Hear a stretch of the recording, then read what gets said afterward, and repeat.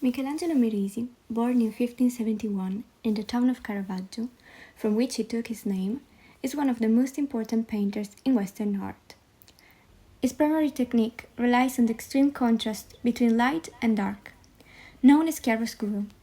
Illuminated by a sharp, direct light, his figures emerge from dark backgrounds, almost as if they were caught in a spotlight. Another distinctive element was his tendency to use ordinary people as models, even for religious subjects. His apostles and saints were the features of common folk. For the public of the time, this was provocative and at times unacceptable. In 1606, Caravaggio killed a man during a brawl in Rome. This marked the beginning of a life on the run that took him to Naples, Malta, Sicily, and back to Naples. He died in 1610 at the age of 38, likely of a fever, while attempting to return to Rome.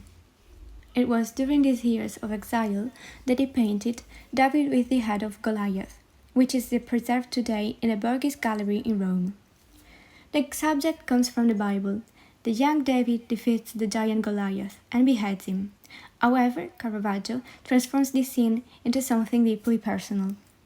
The face of Goliath's severed head is recognizable as a self-portrait of the painter.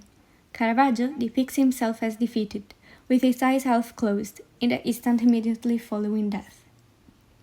To this, a theory supported by several art historians is added. David's face is also believed to be a self-portrait, but of Caravaggio as a young man.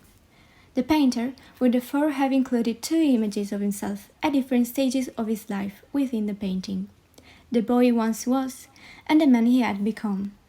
David's expression is not that of a victor. It is distant, almost sad, as if he were looking at something irreparable. Some scholars also interpret the painting as a gesture directed toward the Pope, from whom Caravaggio hoped to receive a pardon for the murder he committed.